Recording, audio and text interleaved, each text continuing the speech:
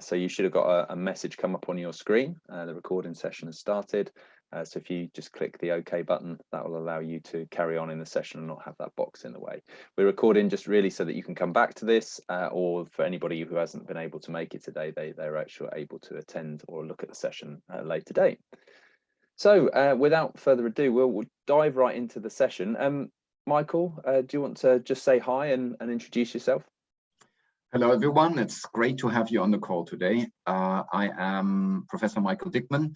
I am the co-director of the Masters in Management, and the other co-director, my esteemed colleague, is Leila. She's on the call, and I assure you it's great to have her on the team because we feed off each other really well. Brilliant. Thanks, Michael. I'm Leila, Dr. Leila Alinaghian. I'm the co-director of the MIM, working along with Michael. Thanks for joining today. And Hannah, do you want to just say hi at the stage? Yeah, my name is Hannah. So I work within the careers team and also support the Masters in Management students with their internships. So brilliant, thanks, Hannah. Thank you. Okay, so we're going to dive straight in. I've got some questions that have been pre-submitted for Michael. So Michael, if I can ask you these questions, please, that'd be great. Why are early career professionals, why should they consider further business education in the form of a Cranfield Masters in Management degree? Thanks, Graham. I take that as two different kinds of questions. Why to do another Masters in Management and why at Cranfield, I guess, right? Well, broadly speaking, I think lifelong learning is really incredibly important in our now knowledge-driven society. Now in Cranfield, we go even beyond pure knowledge to also incorporate skills, personality, and leadership aspects in the Masters in Management. And that then gives you a truly sustainable career that's not just giving you a bit of impetus through Cranfield, but actually is a lifelong experience. At any rate, beyond that, the current job market makes it really more attractive to invest in a master's degree and in work experience in a highly competitive economy like that of the UK. Now, within our masters, and later we'll give you a bit more detail later on, we have incorporated internships and a consultancy module and other really attractive modules that allow you to gain some of this really valuable work experience. And lastly, I think COVID and climate change, all of these real challenges show us that the world needs better, wiser, and probably more responsible leaders who can master uncertain situations and can design flexible work approaches or flexible approaches to master these situations successfully. Now, MIM will help you on this journey. Brilliant, thanks, Michael. The second question that I've got here is, what's really the benefit for a typical MIM student? Okay, oh, that's an interesting one because there's so many. Let me think about three key ones. First of all, I think a benefit is our orientation as a university. We are really into knowledge into action, right? As we call that. That gives you a distinctiveness as a student because you get leading edge knowledge with a relentless practical focus from us. And you will benefit from the intensive learning experience at Cranfield, where you have elements of consultancy and really usability angles in all of our modules and across the whole course. So knowledge into action is one of the benefits. The other one we call sometimes credibility and capability that you gain as a student. So the credibility element is you will study at a highly ranked university and a triple accredited school of management. That will last for you because it's a kind of the reputation of the university that goes with it. And in addition, the course is accredited by the Chartered Management Institute here in the UK. That's probably the best accreditation institute that's just for management and within the UK. The capability element, however, is it's different in the sense of that for your leadership journey, you need to understand not just yourself, but also others and your impact on others. So true leaders have this true understanding how to lead, which starts with these three components. And Cranfield is quite famous for honing in on your leadership journey and helping you to be more conscious about it. And then lastly, I think here in Cranfield, we have a strong element of closeness to faculty, student, and business, actually. So the closeness to faculty means that we're trying very much, even in the difficult COVID times that we have, to do face-to-face teaching. And beyond that, we have an open door policy where you can meet with highly respected academic and industry experts. The closeness to students element is that we have many, many international students from around the world. We put these into learning teams to work on business challenges. And so you have strong interactions within the cohort. On top of that, I mean, we are a campus university, and that means most students live together, and that encourages close interaction with others, and they build friendships in a really safe environment. And then lastly, closeness to business. Not just the internship shows that you can get to know a variety of businesses from different industries, but we thrive on teaching not just master students, but also hundreds of managers throughout the year. And that comes and flows into our teaching. On top of that, we have identified that MIM students have a really good career progression because we teach them so close to business and our links to business are so extensive. So altogether, I think this closeness element is a really good distinctive feature of the Masters in Management here. Brilliant, thanks, Michael. And that's a really good point to go on to my last question for this section, really, which is what typically would happen to MIM graduates in terms of their career? Okay. First of all, and Hannah is on the call, so she knows better. We have very good employment figures for MIM students once they graduate. A large percentage of these actually go and join consultancies, banking and insurance companies, some accountancies, pharmaceutical organizations, engineering multinationals. Some do that in the UK, others in Europe or across the world. Some students obviously also go back to their home countries. So there's a lot of exciting progression that we can see from here. And not to forget that some also get a job offer from the actual internship company that they have joined. So there's a range of things. It's a big program. There are lots of different career patterns in small and large organizations, and organizations we all have heard of, and in some specialized but really good organizations that are so small that you normally don't know about them because if you're not an industry expert. But we have the perception and the data that students are doing really well afterwards. That's brilliant. Thanks, Michael. And of course, you're right, we'll pick up with Hannah a bit later on in the presentation as well. So if there's any more questions about careers, we can definitely pick those up. So keep your questions coming. I can see there's a few in the chat. We will have a Q&A session a bit later on. But at this stage, I'm going to hand over to Leila, who is going to talk in more detail about the programme. Thanks, Graham. Thanks, Graham. Great. Okay, so what I'm going to do, I'm going to talk a little bit about the School of Management, where the MSc Management is delivered, and that would lead nicely from what Michael covered earlier. We're going to talk about course content and structure, but I like to spend most of the time to sort of share a few highlights with you, sort of give you some examples, a bit of context, so you can better understand the types of activities that you're likely to engage in. And then I'm going to conclude by reflecting on internships. So that's a very unique aspect of the Cranfield MSc Management that are applicants are often very, curious to learn more about. And then I'll hand over to Hannah. So let me share my slides with you. Brilliant.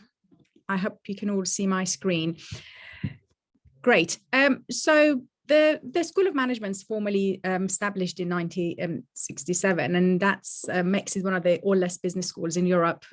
So we celebrated our 50th anniversary a few years ago in 2017, and we're immensely proud to hold the triple accreditation of AMBA, EQUIS, AACSB. That sort of places us in the top 1% of business schools globally. So it's a privilege to be part of such an elite group of schools worldwide. School of Management is well known for personal development. So there is a big emphasis on our students as individuals, where they're constantly encouraged to engage in a self-reflection journey. And we believe the fact that they come out of that journey sort of aware of themselves, but as Michael mentioned, not in terms of what is it that they want to do, but more importantly, how they impact on other people, we believe would make them effective leaders. Another unique thing about Cranfield is our close link with industry. As Michael explained, we're married to industry in different ways, through sponsored research, through consulting work, teaching on the executive development programs, and more importantly, and perhaps related to this call, is providing organizations with interns. And that's where our MSc Management students come in. As you know, more and more organizations see internships as an excellent talent pipeline, and we're gonna talk more on that in a moment. Our MSc in Management is ranked top 5 in the UK by The Economist over the last 5 years. We've been ranked 6th in the UK in the latest QS 2020 ranking, and 28 globally. And we believe these rankings really highlights and sort of reward, some of the unique aspects of the course that we've been passionately working on, such as international course experience, internships, career prospect, and so on. For the MSc Management, we have one aim and one aim only, and that is really to simply equip you with the knowledge and practical skills that you would need to be able to tackle complex business challenges, in a sense to prepare you for your future roles. To sort of ensure that practical orientation, the course is co-designed with senior professionals and industry advisors. We highly engage with industry professionals through various modes, such as our advisory boards, to have their input in the design and development of the course. And you really experience a blend of theory and practical application through highly experiential simulations, through consulting, competitions, and project work. Also, as you know, the course offers the opportunity to gain a work experience during a 3 months internship. So we're going to discuss internships more in a moment. So the course is accredited by Chartered Management Institute, CMI, and that is the only professional body in the UK that is dedicated to promoting high standard in management and leadership excellence. And gaining a qualification, a professional qualification along with your degree would certainly give you a competitive edge in this sort of crowded market. Brilliant. To just say a few words about the structure of the course. So our course is organized in 4 terms, and the course features a blend of core modules and elective modules. So the core modules appear in the lighter blue band, and you can see the elective modules below. And we cover a wide range of topics, from economics, accounting, finance, to strategy, marketing, operations, to perhaps softer topic in management, such as leadership, people management, effective cross-cultural management. The emphasis on sustainability actually runs through all of our modules. That's somehow embedded across the board, but we do also have a dedicated module to leading corporate sustainability. That's very important to us. It's a highly experiential, again, module where you be playing a scenario exploration game. So term 4 is where you would be doing your thesis in an internship. And as you know, you're going to have choices. And this is a chance to sort of gain in-depth knowledge about a topic that perhaps Cranfield is well known for, such as entrepreneurship, supply chain management, project management, in line with your career aspirations. So our MSc Management features the this unique opportunity of spending 1 month in Spain, where you will have the opportunity to study 2 of the compulsory modules, management consulting and effective cross-cultural management. So the international dimension is really important to us, and that's something we're very passionate about, and in fact informed the design of our course. We believe multicultural environments really enable our students and graduates to comprehend new ideas faster and enable them to be more flexible and compatible to change. But I think more importantly, in line with our purpose, it would prepare them for all-inclusive global industry where they are expected to work with people from different cultures. So this is a very unique aspect of Cranfield MSc in Management. And to prepare our students for that Spain trip, we are delighted to offer the unique opportunity to all of our MSc Management to study Spanish and French before traveling to Spain. It's a chance to sort of learn about a second commercially useful language. Our focus is on speaking rather than writing, but it would be preparing our students to be able to kind of hold simple conversations with sort of a business edge before they go to Spain. Another thing to mention is our speaker series. That's a new series that we launched recently, and we invite various practitioners and academics from across different sectors to sort of come to Cranfield and share their experiences and perspective with our students, and kind of expose them to different perspective, different career path. We invited Vodafone before Christmas, a really excellent session for our students to learn about the organization, but also listen to different reflections from senior people. So we've got excellent lineup for the rest of the year, but that's definitely one of the core activities that you'll engage. Brilliant. So I hope that gives you a bit of a background and overview of the course structure. What I like to do is to sort of share a few highlights of the course to be able to kind of go deeper and give you more examples. One of the highlights is our management consulting module. As Michael mentioned, this is one of the modules that actually takes place in Spain. And it's a chance to sort of conduct a real consulting project with a well-known organization whose executive will meet with you. So you have a few weeks to basically understand the brief, to understand the problem, to gather relevant data and evidence, use appropriate consulting tools and frameworks, and more importantly, propose a pragmatic, innovative, achievable solutions. We worked with Ernst & Young in the past, where our students looked at how to engage millennial in the workplace. We worked with Citigroup, with Baker Hughes in 2020, the technology energy giant, where the students looked at the notion of complexity thinking and the idea of non-linearity into leadership development offerings. Last year, our students worked with Korn Ferry, a global consulting organization headquartered in Los Angeles. They looked at the succession and assessment offerings. So they wanted to sort of evaluate the market perception. So the student had to sort of engage with the client of this consulting organization to be able to sort of evaluate that. They looked at the pain points, they looked at the sort of different sort of evaluation frameworks and so on. So it's an extremely engaging module. It's quite intense. You've got a few weeks to sort of prepare something to be able to sort of present back to the client.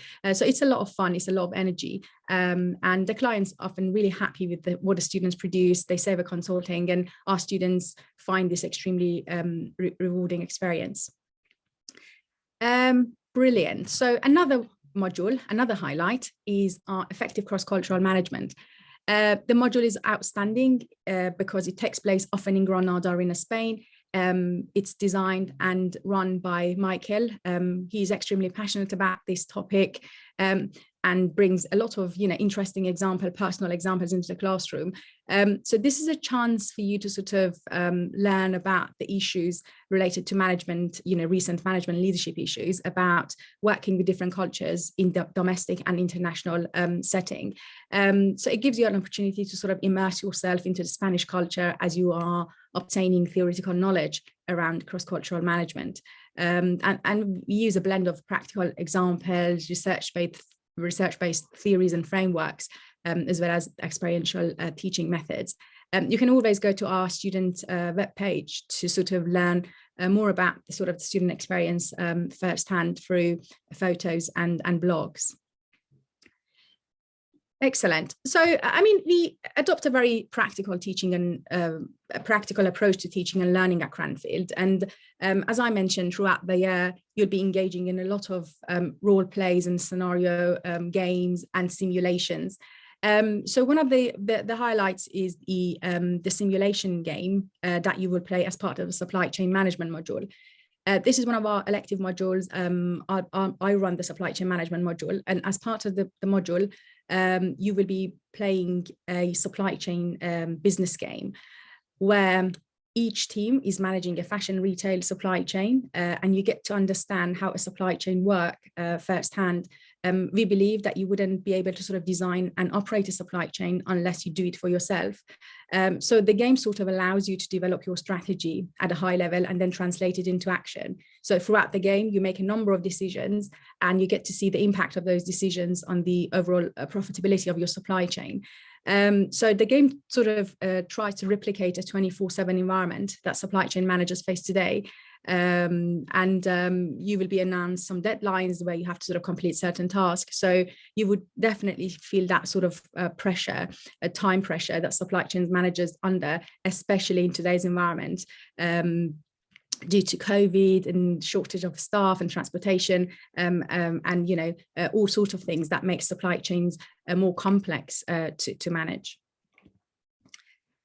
All right, so excellent. So apart from the sort of formal teaching and learning activities, throughout the year, our students have the opportunity to engage in a number of extracurricular activities as well. You know, seminars, networking events, there's a lot of career events that they can engage.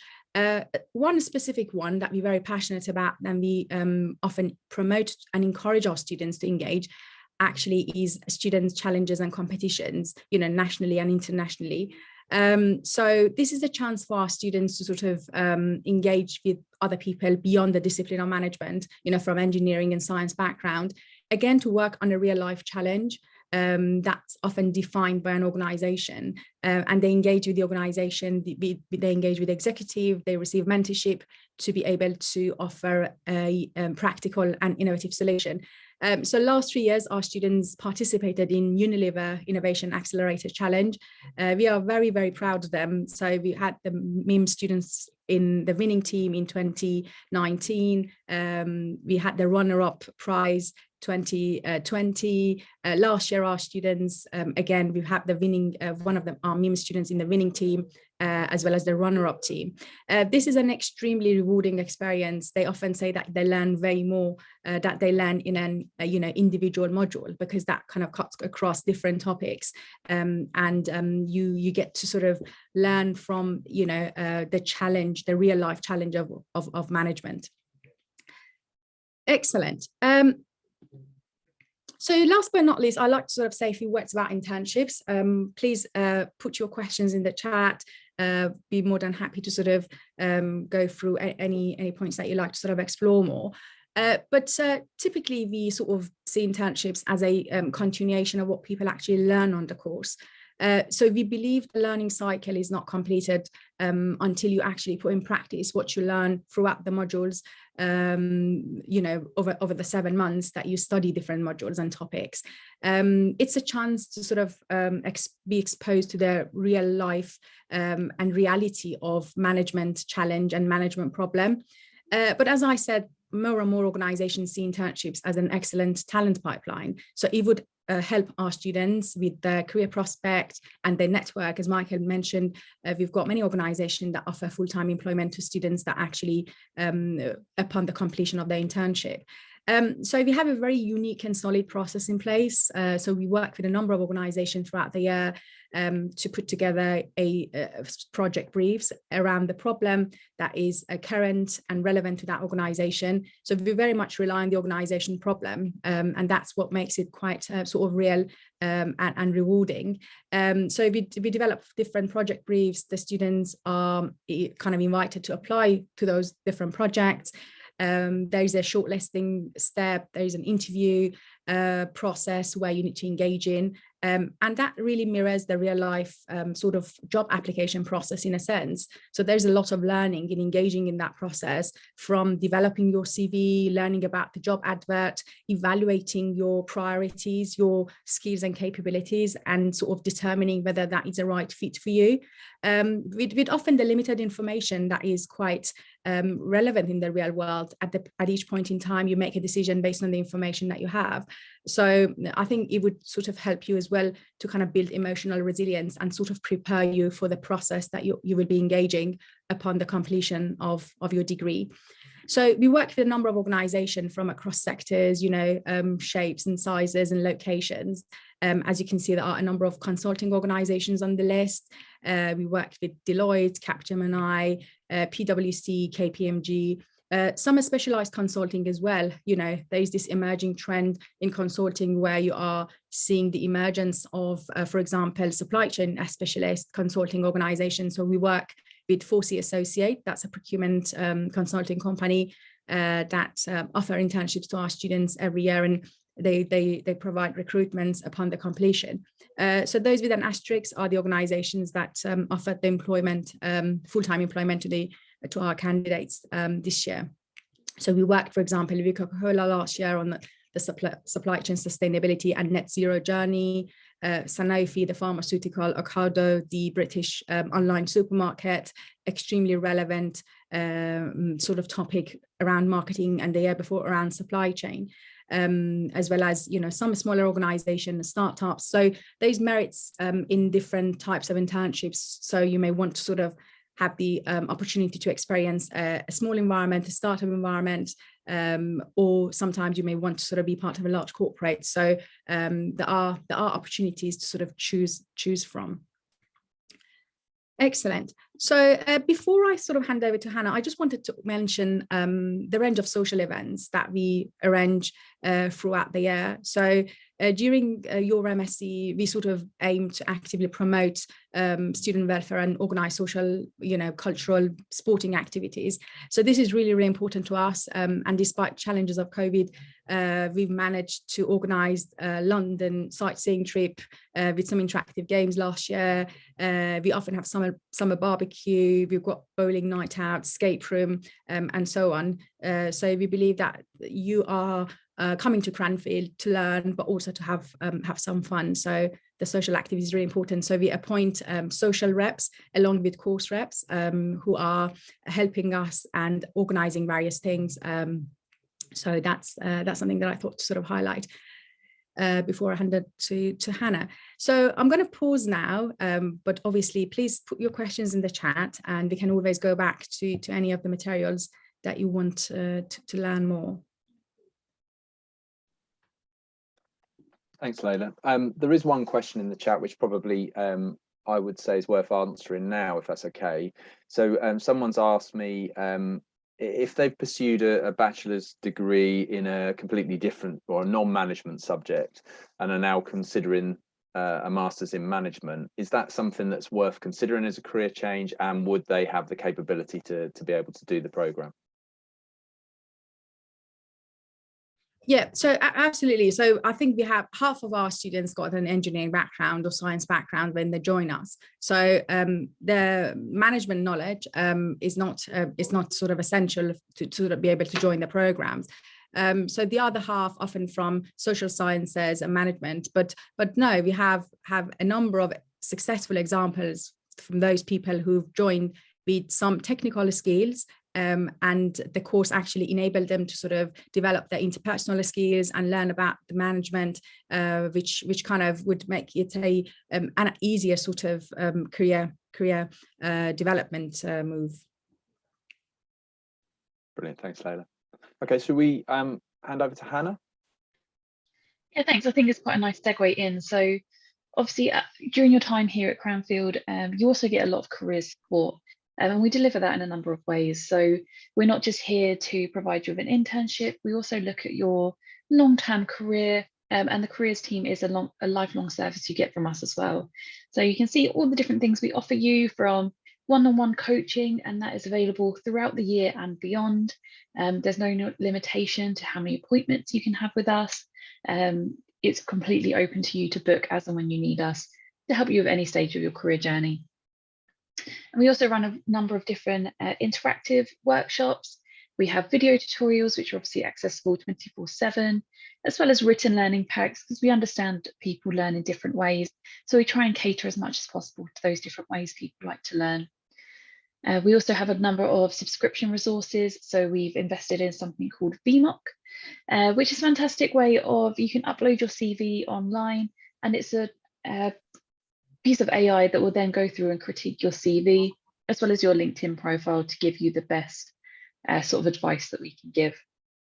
And that kind of continues around to various different resources that we offer, including different tests that you might need to complete as part of your application, right the way through to, we hold careers fairs online, and we've just launched university-wide our mentoring program as well. So there's a huge amount the careers service does for you during your time and beyond while you're at Cranfield. And again, building on from that last question, we do often help people segue from career changes. So if you come to us wanting to change from more a technical standpoint to a more maybe managerial standpoint, we'll help identify any transferable skills that you can put forward in your applications. So as you can see here, I'm not going to go through each one individually, but throughout the course of the year, we offer so many different ways of enhancing your career experience, making sure you're making the best job applications. And then even beyond that, we have people who have done their MBA 25 years ago sometimes, who'll come back to us for interview advice and CV advice, and we can help you out with that as well. And for any of those wanting to do a PhD as well, we also offer any support with PhD applications and where to find those as well once you've done your study. So that's a really quick snapshot, but I want to open up for more questions, because again, careers tends to be quite a personal thing. I don't think there's any sort of thing that you can put in place that will help every single person. So yeah, happy to open up for any questions as well. Brilliant, thank you, Hannah. So as Hannah's just said, if anybody's got any questions, please feel free to put them in the chat or come off mute. There is one question in the chat at the moment, which I'm not sure who the best person to answer is, but somebody said about the fact that they've got an offer letter and the company's sponsoring them, but they're wondering where to go about any additional queries, I think. Yeah, I suppose, I mean, feel free to come off mute and sort of expand, but I think the best point of contact would be study some at cranfield.ac.uk. So if you contact our colleagues at the admissions, Dave would be more than happy to help you with the documentation that you will need to provide. And I think that relates to the next question, probably. Where would be the best way to get hold of somebody around scholarships? Is that admissions as well? Yes, for the scholarship as well. So we've got a separate process in place. So the applicants can apply for a scholarship, and they need to sort of develop a statement as to why they should be considered for a scholarship, and sort of, yeah. So I think there's we have a high number of applications, I have to say, and they increasing. So there's been a substantial increase in the applications that we received this year. So please bear with our admissions team. They do everything they can to get back to you as soon as possible. So I think the best way to be patient, and hopefully they will get back to you. Brilliant, thanks, Leila. There's a question here around the internships, and somebody's asked if they're only limited to the list of companies that you've shown, or does the list change by year? Okay, should I answer for once so that you can have a break, Leila? Yeah, please go for it, Michael. Thanks. Have a drink of water. Okay, so every year we are recruiting more, hopefully more, and different companies, right? It's a complicated formula. Some companies come back and we're delighted about it. Sometimes companies come back every second or third year because they simply didn't have a project going on that year, and so on. It depends also on their experiences with the students. So what we're doing every year is we're broadening our search and getting new companies also on board.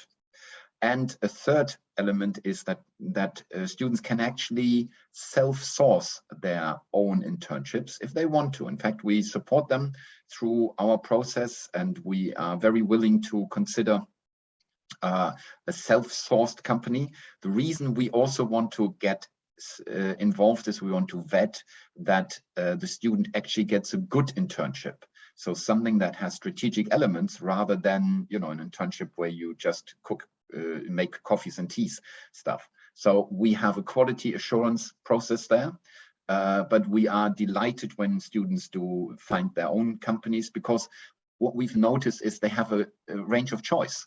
And just, if I may share that, Leila, just I think yesterday we had a student who found an own company internship because she was very interested in a particular segment. So this was the sports industry. In a particular segment, she's an outstanding sports person, professional sports person in one sense as well. And so it all came together.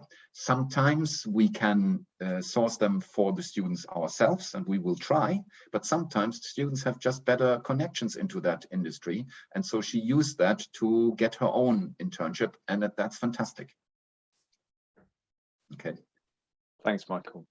Right, so there's a question about whether the internships are paid or not. So it really varies. So as Michael explained, this is very much a sort of a natural dynamic process that we engage in every year. So it depends on the organizations that are willing to participate and the problems they have at the time and the conditions and circumstances. So some of the internships are paid and the company offer payment for 3 months, and some of the internships are not paid. So what we do when we put together the job advert, we specify all of the conditions that related to that internship. For example, whether that's a remote, whether that's a hybrid, whether that you will be required to be attending the office every day, as well as the information around the payment. And the students would have the sort of the information at hand when they're sort of choosing to apply for those internships. So that's the same with the self-sourced internship. So it depends on what you agree with the organization, whether they're happy to pay for the work that you do or not. But I mean, I have to sort of emphasize that this is sometimes we get sidetracked because this is part of the student's education. So you do that to be able to kind of complete the course. It's got additional benefit in terms of providing you with network and career prospects and so on. But I think our primary purpose is to provide you with an environment, a real life environment where you can put into practice what you learn throughout the course. Yeah, absolutely. And that links to slightly at least to a question that I see in the chat. Can an experienced professional apply for this program? Let me pick that up. It's not an easy answer, but on average, our students have about 2 years of work experience, right? So some students don't have any work experience, others have 3-4 years, sometimes 5. So it really then depends on experience. Professional, how much and what kind of experience as well. So in some exceptional cases, we have people who have 10 or more years of experience, but at that stage, we will also consider whether you would be having a better home in our executive MBA or full-time MBA, because we really want the best for you and what kind of course suits you best. So yes, you can obviously apply, and we will have a broad approach to this. So we'll look at your experience and say, this is good for MIM, or this might be good for our MBA also. Okay. Thanks, Michael. There's a couple of questions relating to application dates. So I don't know if you know when the deadline is for applications. Okay, let me give you the official answer and then a bit of an unofficial one, I guess. The official answer is that we don't really have a deadline. However, having said that, there's a practical deadline. It depends a bit on your visa status and how to get visa, and on probably COVID, how to get here in time. So in that sense, it's probably quite good to get your application in so that you can be accepted by early August or something like that. Our turnaround tends to be relatively fast. So you apply, it goes to our colleagues in who will look at your application and then forward them to us, and Leila and I look at your application then and take a decision. Having said that, we have a very, very strong demand this year for the course.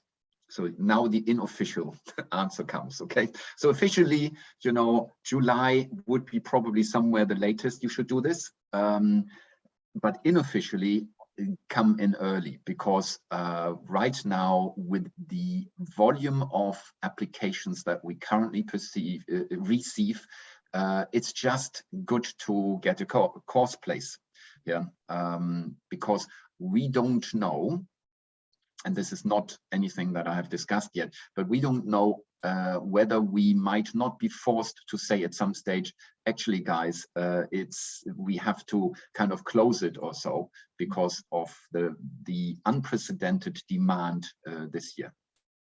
Okay. Thanks, Michael. There's a question around the course offering French and Spanish language lessons, and somebody's asked, are they limited to take only one, or could they do both?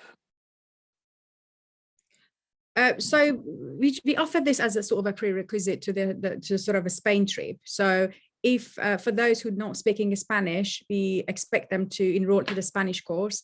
But if they're willing to, you know, attend the second language course, yeah, we can make that work for those who are interested in both. For those who are speaking Spanish already, we would encourage them to take the French course. Okay, let me pick up a couple of questions I see on the chat. Rohan, you talk about having 3 years of work experience, and will that give you an edge in the job market to come to MIM? And is it appropriate? Yes, 3 years of work experience is absolutely appropriate for the Masters in Management. We have quite a number of candidates having this, and our experience is they find this course very useful and tend to actually have good prospects both in getting an internship because of their work experience, and also then to find a good job afterwards. Then Ninjal, you ask about when the the education trip to Spain will be. This year, I can tell you it's from the 24th of April to the 24th of May. So you get a kind of feeling. We haven't actually determined next year yet. It depends on a range of issues. When is Easter? How do the other universities, we go to Granada and Valencia, when do they have space for us, and so on. But we would aim for about that same time. Okay. Thanks, Michael. So there's one about the skills that you would want to find in a candidate, you know, that makes him an ideal candidate.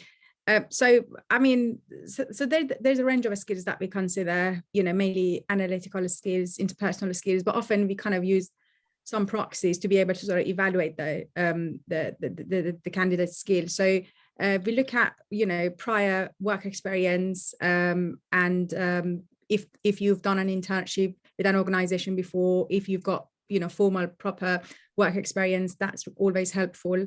We look at your academic background in terms of you know, your performance in your previous education. That's always very sort of helpful. For us, your international experience, if you've been exposed to different places, that's also something that we're really keen to have, kind of a diverse group of students with diverse experiences on the course. So yeah, these are really important, and I suppose when we kind of go through your statement of purpose, we would like to see how much you understand the course and how much you kind of make the case for your sort of place and your contributions to the course.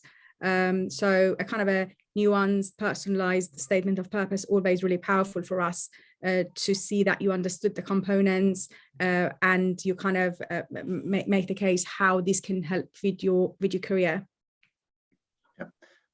Somebody asked, when is orientation week? We start on the 26th of September this year. And so our orientation week is during that week. And it's it's normally a fun week where you get to know your fellow students, and we do some activities together and start the team building activities as well. So it's great if you can actually manage to be there for the very first week of the course. What are the other possible accommodations apart from university? So I guess that's where else might people stay?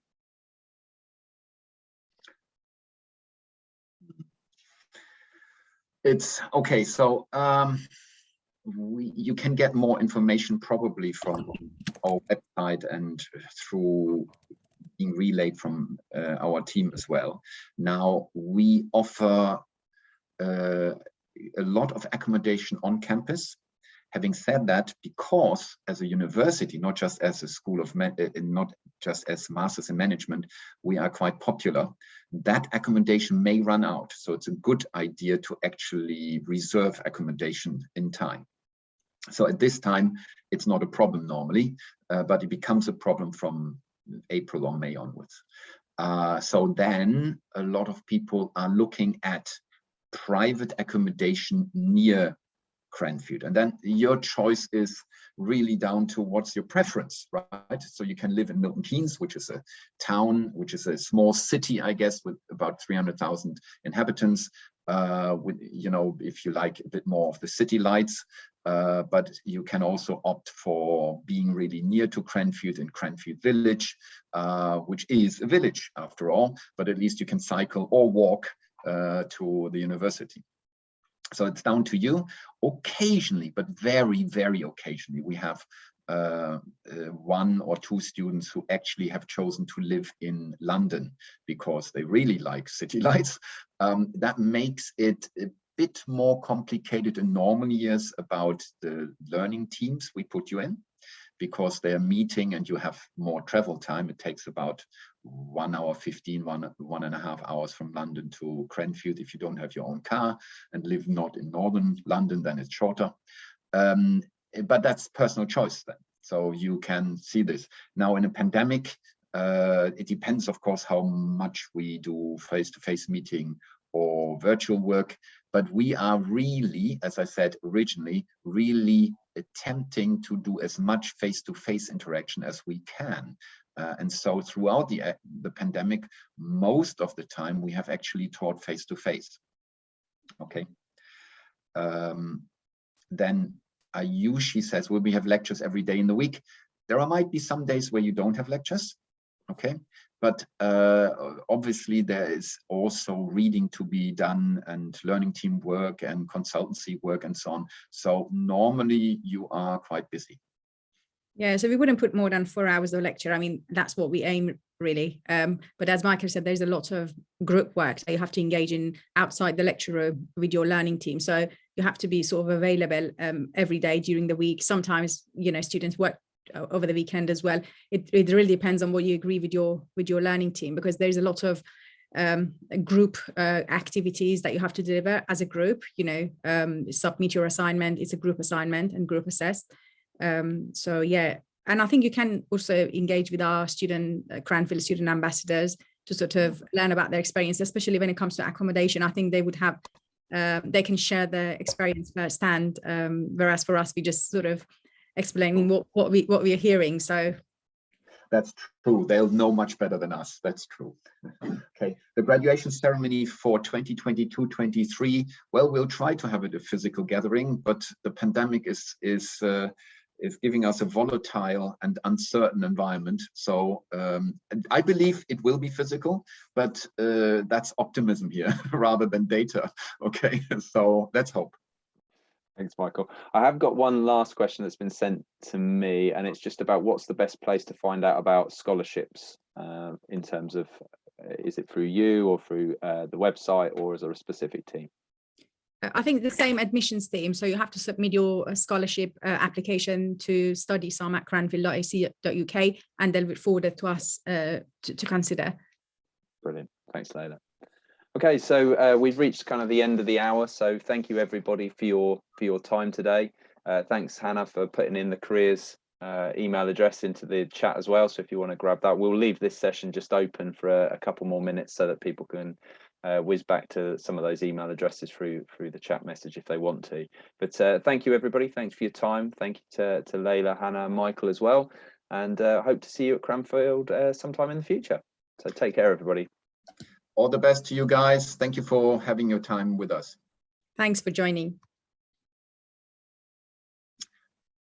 Graham, do you want